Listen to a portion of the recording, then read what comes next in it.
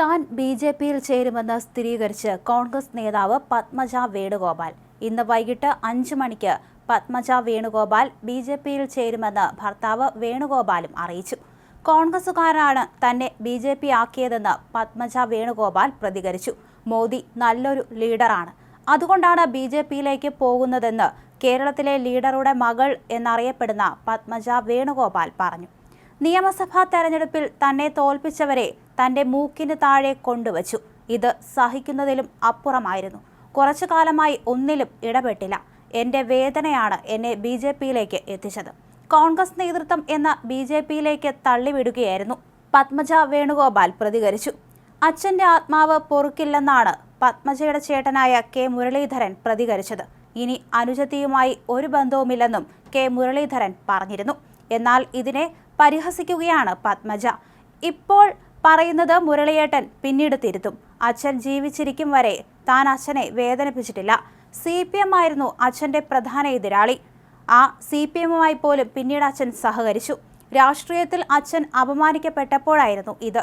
K മുരളീധരന്റെ വാദങ്ങളെല്ലാം പത്മജ തള്ളുകയാണ്. ഇതിനിടയിലാണ് പത്മജയുടെ ഭർത്താവും പ്രതികരണവുമായി എത്തിയതും. പത്മജ വേണുഗോപാൽ കോൺഗ്രസ് വിട്ട് ബി.ജെ.പിയിൽ ചേരുമെന്ന് സ്ഥിരീകരിച്ച് ഭർത്താവ് ഡോക്ടർ വേണുഗോപാലും എത്തിയിരുന്നു. പാർട്ടിയിൽ നിന്നും കിട്ടിയ വലിയ അവഗണനയിൽ പത്മജ വേദനിക്കുന്നത് കണ്ടിട്ടുണ്ടെന്നും അതുകൊണ്ടായിരിക്കാം ഈ തീരുമാനമെടുത്തതെന്നും അദ്ദേഹം പറഞ്ഞു. പത്മജ എന്തു തീരുമാനമെടുത്താലും ഞാൻ അതിനെ പിന്തുണയ്ക്കാറാണ് പതിവ്. രാഷ്ട്രീയമായി ഇക്കാര്യത്തിൽ അഭിപ്രായം പറയുന്നില്ല. കെ കരുണാകരൻ സ്മാരക നിർമ്മാണം വൈകുന്നതിനും അവർ അസ്വസ്ഥതയായിരുന്നു. പലരും അതിന് എതിരുനിന്നു. രാഷ്ട്രീയ മാറ്റമെന്ന തീരുമാനം നേരത്തെ ഉണ്ടായിരുന്നില്ല. രാഷ്ട്രീയം അവസാനിപ്പിച്ച് വീട്ടിലിരിക്കാനാണ് താൻ പറയാറ്. പത്മജയുടെ മനസ്സിലും ഇത് തന്നെയായിരുന്നു. എന്നാൽ മികച്ച ഒരവസരം വന്നപ്പോൾ ശ്രമിച്ചു നോക്കാമെന്ന് വിചാരിച്ചു. പത്മജയുടെ തീരുമാനത്തിന് എല്ലാവിധ പിന്തുണയുമുണ്ട്. ഭാര്യയുടെ വ്യക്തിപരമായ തീരുമാനങ്ങൾ എതിർക്കാറില്ല, വേണുഗോപാൽ വ്യക്തമാക്കി.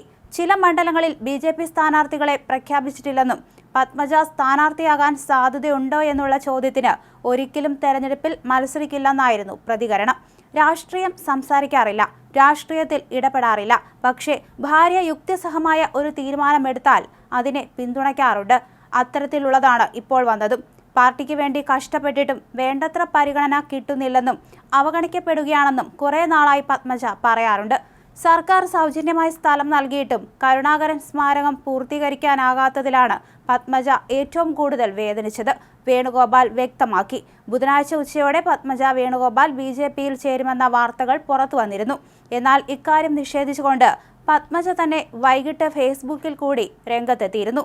ഒരു തമാശ പറഞ്ഞതാണ്, ഇങ്ങനെയാകുമെന്ന് വിചാരിച്ചില്ല എന്നായിരുന്നു ഫേസ്ബുക്ക് പോസ്റ്റ്. എന്നാൽ പിന്നീടത് പിൻവലിക്കുകയായിരുന്നു.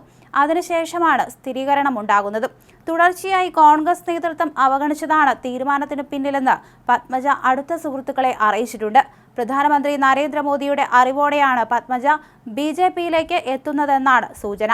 വാഗ്ദാനം ചെയ്തിരുന്ന രാജ്യസഭാ സീറ്റ് നൽകാത്തതും തന്നേക്കാൾ ജൂനിയർ ആയവരെ വരെ രാജ്യസഭയിലേക്ക് അയച്ചതുമാണ് പത്മജയെ ചൊടിപ്പിച്ചത്.